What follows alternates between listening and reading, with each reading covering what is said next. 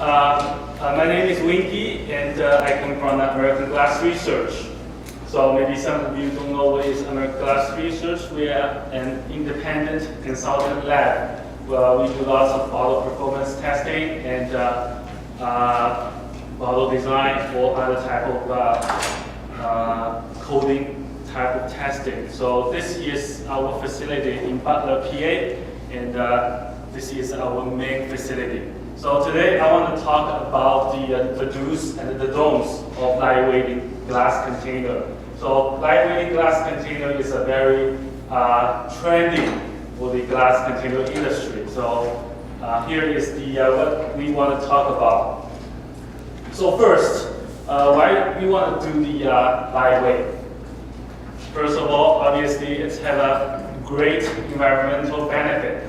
So if you have thinking of you have a same amount of raw material or glass cullet, obviously for the lightweight glass container, you can produce more samples. So therefore, the emission per sample will reduce. Another one will lower the transportation cost. It's very straightforward. You can fit in more lightweight bottle in one truckload. So per bottle cost for the transportation will also lower. The third one, positive image.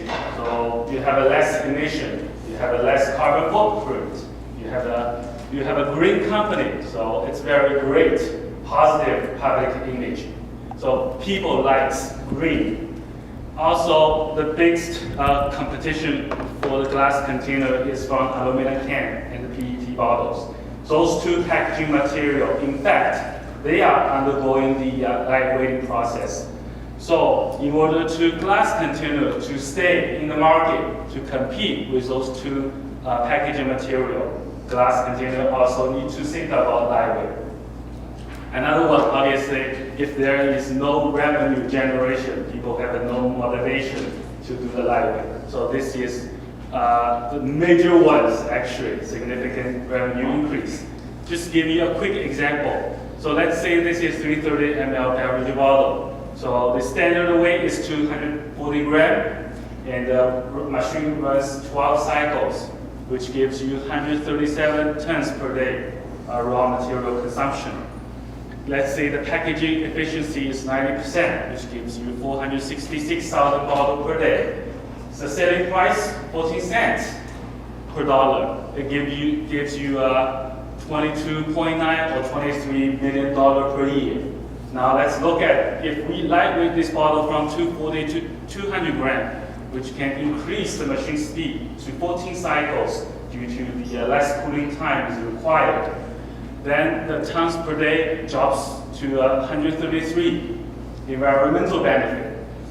And let's still assume the packaging efficiency is 90%. Now you can produce the bottle about 544,000 bottles per day. And let's assume the selling price is the same, which gives you the revenue about $26.7 million per year, which is about $3.8 million per year revenue increase. Remember, this is just the one production line for the bottle. If you have the multiple production line or multiple plants running on this bottle, it will be multiplied effect of that 3.8. It's quite significant revenue generation or potential cost reduction. Now, after we talk about the benefits, the reasons of lightweight, now we want to look at what should we do and what should we don't do to avoid problem for lightweight bottle. So the first, do analysis before you actually make a mold. So this is let's say this is show you example. This is what we call AGR bottle. Have our AGR logo on it. So you see the technical drawing shows you the dimensional or other type of spec, like weight spec, tip angle, all sorts of information. So the people will probably do is that let's make a pilot mold to look at, go through the unit sampling process to see what is the bottle performance. Okay, sometimes if you're lucky, the bottle have no problem to running the unit mode sampling. However, there is a chance that you actually, when you do the testing, the bottle will actually cannot meet the requirement or specification provided by your customer. So what did you do? Either adding the glass or maybe you change the bottle design. Now you have to, after you change the design, you have to make a new mold set. Then you have to do the testing again. This is quite costly to make a mold and very time consuming. Fortunately, now we have the computer simulation power. For the computer simulation, it can tell you the potential issue before you actually making the mold. So we will give you an example later on, and the computer simulation is relatively low cost and very time saving. So don't uniformly globally remove glass. So when you talk about lightweight, how about we remove glass everywhere from the top to bottom, about same amount of glass? It's wrong. So basically, bottle during its lifetime will see different varies load. For those load, the bottle will react differently based on its region. So we consider three major loads. First of all is internal pressure. For internal pressure, it will create a very global stress, which from the top to the bottom. The second one is the vertical load. Vertical load is a relatively localized load, which only creates a portion of stress in part of region. The last one is the impact. Impact is very localized stress, which means if you are hitting in one area, the rest of the body probably won't feel a thing. Now, another one is the thermal shock load. Thermal shock load obviously can create stress, but usually the thermal shock load is very relatively low compared to those three major loads. So in case the bottle sees the thermal shock failure or breakage, I would say 90% of the time it's not bottle design issue. Instead, the bottle has a severe defect inside, either from the glass forming issue or due to the handling. So typically for the analysis is those three major loads. That's why also during the annealing layer or during the forming process, it's always stepwise cooling rate, not just you have a very high temperature suddenly exit the annealing layer. This is too extreme. So another one is, as I mentioned, that different loads will create different tensile stress in various regions. High magnitude in one region and the low magnitude in other region. And to be smart to remove glass. Now let's look at what areas should we move the glass. The first is low percent area. So let's look at the contact area first. One is the heel contact. Another one is the shoulder contact. So those contact points usually has the least surface area. For example, if we take 1/4 millimeter, it only gives you 1 gram weight reduction, which is very insignificant. And those two regions is mainly affected by the internal pressure and the vertical load. So the lower section, which means from the yellow region, it's from the heel to the bottom, which have a very small surface area. If we again take 1/4 millimeter, it gives you 3 gram weight reduction. Again, this region also affected by the internal pressure and vertical load. Now, let's look at high percent area. One is the top section, which including the shoulder and the neck region. So if we take 1/4 millimeter, it gives you about 8 gram weight reduction. Now we are really talking about lightweight. But the drawback is that it's still affected by the internal pressure and the vertical load. The last section, last or best, is the sidewall area. Sidewall area for this particular long neck is the largest surface area. And if we take 1/4 millimeter, it gives you 14 grams. It's very significant. Best news is that this area only affected by the internal pressure. There's no vertical load associated with this area. So it's a huge benefit. Now, next, do think outside of current boundaries. In the current boundary means two boundaries. One is specification boundaries. Another one is the design boundaries, including the model design and the label design. So let's talk about the specification. So the major aspects to limiting the lightweight potential is the minimum thickness spec and the impact spec. So those two specs is imposed. So if you can go around or reduce the minimum spec by a certain way, it will create a huge advantage for the bottle lightweight. So typically people use, for the thickness standard specification, people will use BPS thickness standard, which was published by the United States government around 1970s, which is really old Asian stuff. And the second one, impact specifications. There's no universal impact specification. And usually each individual company like Anheuser-Busch or Heineken or Miller-Coors, Molson Coors, they have its own impact specification. For the industry, there's no universal ones. The last one is the DANE or SETI standards. Those standards are majority used in a European country. They are using the DANE or SETI standards. So we need, especially for the first one, BPS thickness, it's 30 years, 40 years ago, so we need to think about how we go around that thickness specification to allow the bottle to have more potential for lightweight.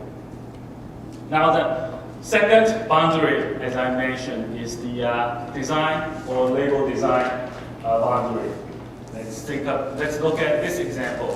So typically for the filler they are unwilling to change the bottle design because they're afraid that the consumer won't recognize their brand.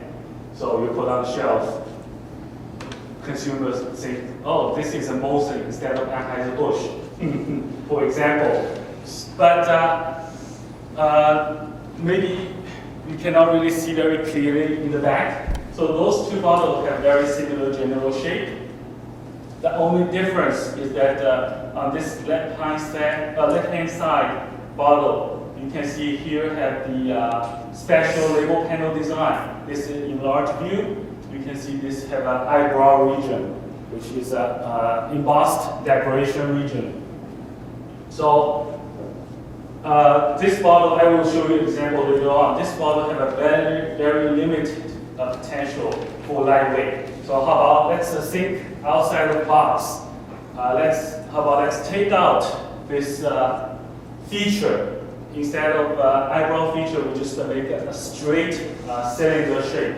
Now, how about we doing something on the label design? So we have imposed the same label, and then we use the same decoration as shoulder. We can use this label, paper label, or other types of label in the neck. In this case, you can still grab the consumer's eyes with the special label design. You can design very fancy label. You can use any type of ink or organic ink material, but it will still give the consumer still can recognize your brand. But this side, the right-hand side bottle will give you more opportunity, more potential for lightweight. Now, this is example. Don't overly complex design. This is an example. So again, the long neck one have the eyebrow feature. Probably it's more clear in this 3D setup. And the right-hand side is the typical stubby bottle. So no fancy type of decoration, bottle design. Now look at this computer simulation. We put internal pressure in both bottles and wants to see what kind of stress will generate during the internal pressure. So the red one means the high stress and the blue one means very low stress. As you can see, for the long neck bottle, there's a very high stress at the eyebrow region. That's why we don't recommend those type of features. This high stress basically limits your ability to do the lightweight. You can see also the sidewall heel transition also have the high stress. Now, on the other hand, the stubby bottle, as you can see, it's more of the highest and the sidewall is more of yellow greenish, which means they have a very relatively low stress.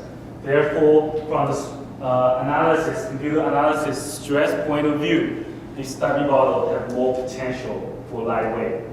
Now, if you want to still have your brand to recognize, probably you can design a special label for it. So the conclusion is more cosmetic feature, sharp edges, and the complex style will limit your ability to lightweight.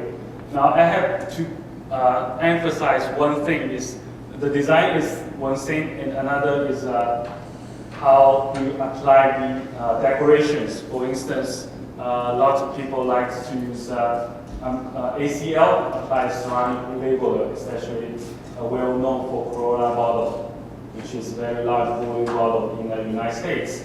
So for Corona bottle, they use ACL. So ACL is type of decoration will lower the bottle surface strength. So it will, I think the previous speaker already mentioned that it will lower the internal pressure resistance. So in this case, if you apply the ACL, it likely limit your chance for lightweight because when you apply the ACL, it already lower your pressure strength. So maybe you can think of alternative way, maybe use other type of ink material to replace the ACL, so that the same bottle, same design has potential for lightweight. Next one is the good manufacturing control.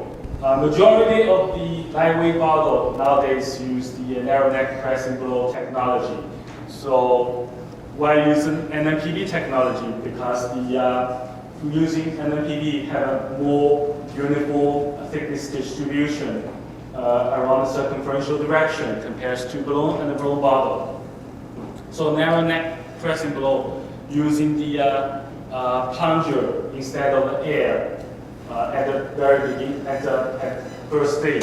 So here is the schematic, just shows you when is the plunger motion time, what is the press duration, and what is the cushion duration. All those time frames can be adjusted based on the bottle design and glass weight you are desired for. Another one is you are using the narrow neck press and blow nowadays for the lightweight. Therefore, it's important to maintain the plunger quality. Plunger should be properly maintained. This is very important because plunger will deteriorate during the process because of the very high temperature during the forming process. When the plunger deteriorates and you are not well protect, it will deposit the particles inside glass surface when it's during its forming process. Sometimes we refer as black speck in the bottle. So those black speck will significantly lower the inside surface strength to cause the potential impact breakage problem. So it's very important to maintain the plunger quality. The second one, the lightweight bottle, as you know, have a lighter weight. Therefore, it's have a less margin of error. Therefore, in this case, a good quality coating is necessary. Coating means sufficient hot end coating and a good cold end coating. Those coating can increase the lubricity of the bottle, so it will less susceptible to glass frictive damage. So in this case, we'll maintain a good outside surface strength. So if you have a good inside surface strength by properly maintaining the plunger, and then you have a good outside surface strength by applying sufficient coating. The bottle can also reduce the glass weight. Now, next June is don't heavily restrict the dimensions.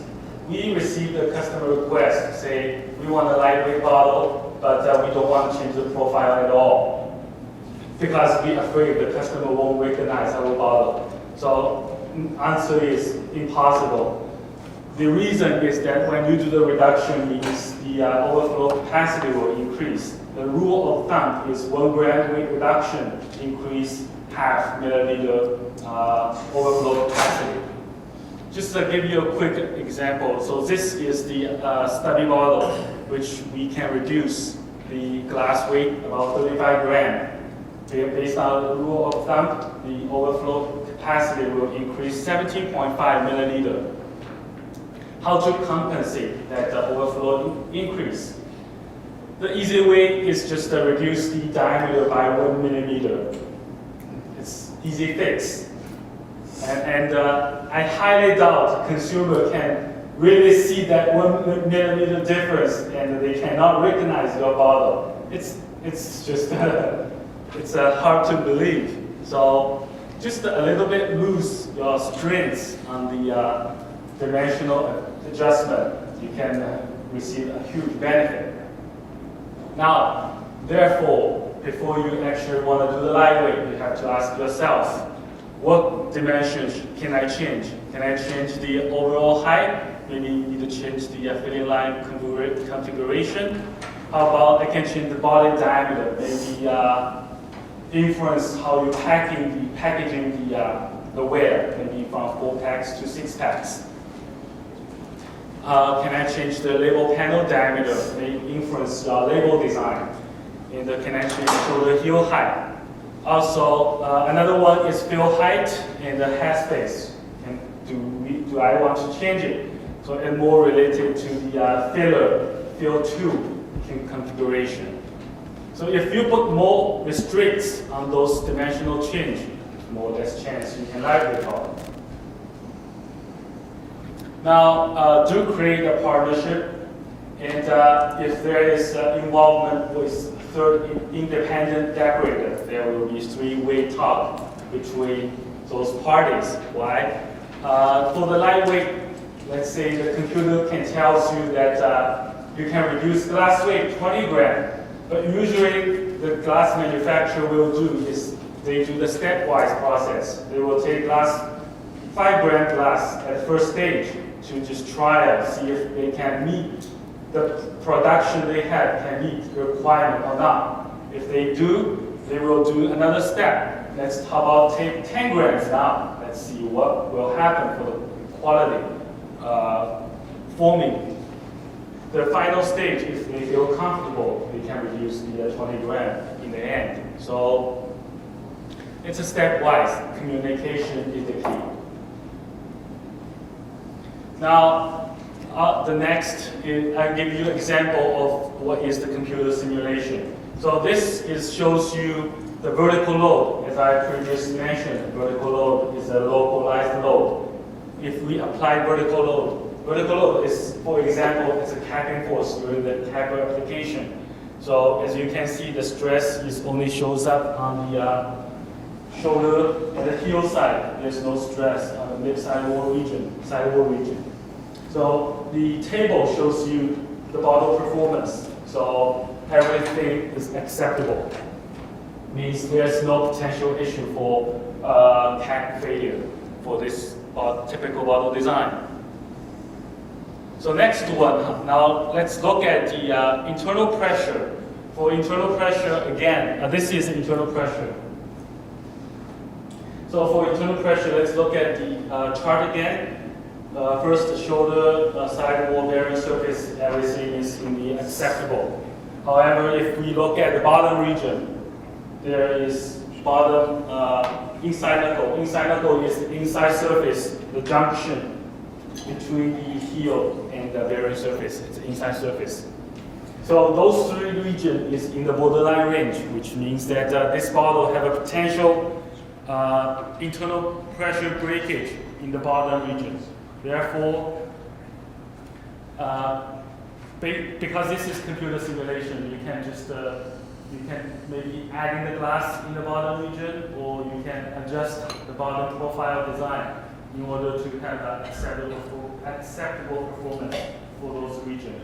So computer simulation is quick, and it can tell you what's the potential issue. If you really produce the mold to do the unit cavity sampling testing, if you realize there's an issue in the bottom, it's too costly and time consuming.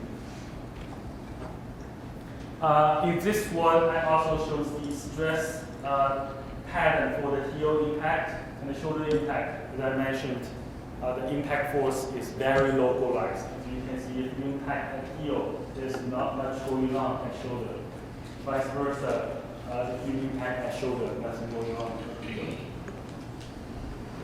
Now, when we talk about the impact is very different animals compared to internal pressure and the vertical load. Why? Internal pressure, vertical, if you have a bottle design done and you're running on the different filling line across worldwide or different plants, for the internal pressure, vertical load, you can monitor it. It's very easy because for the capping force, for instance, if you have a spring tension set in the capper, the vertical load, capping force is pretty much set. It won't change. And for the internal pressure, if you know the carbonation volume, what the carbonate you want to put in your product, you know the carbonation volume, you know the pasteurization temperature, the internal pressure is set. The number won't change throughout different filling lines. Those numbers are the same. But impact is really depends on how your filling line operate. If you have a very good, modern, smooth filling line operation, you will likely see lower impact magnitude. However, if you're running the filling line very rough and bangs around everywhere, you will see very high impact magnitude. This impact force, impact magnitude can be monitored. Actually, can be monitored by you can insert an impact sensor to the filling line to see what kind of level within the different filling lines. So this is the typical schematic for the filling line. So as you can see, sometimes the high magnitude impact usually appears on those bulk transfer to single or single transfer to bulk. Those you will see because the mass influence the impact. You will see relatively high impact magnitude. Also, sometimes you will see the high magnitude before the filler and before the capper because of the gap closure. You want to close the gap before the bottle actually goes into the filler. So those two regions are typical high impact magnitude you will observe. So one extreme case is that if you have an emergency stop, E-stop before the filler. So modern filling line, the computer will send in the signal that let's slow the belt speed gradually to avoid high impact. So if you don't have a control computer module, it's really depend on manually adjust the belt speed. Then you will see the relatively high impact, even impact breakage during the E-stop, emergency stop. I think this is the last last slide. So this is the our another testing lab, bottle performance test lab in Delft, Netherlands. In fact, this is their location. In fact, we have another chemical analytical lab in Miami, Ohio, which is probably 2 hours from here, maybe. So we have 3 testing lab or design lab around the world. Thank you very much.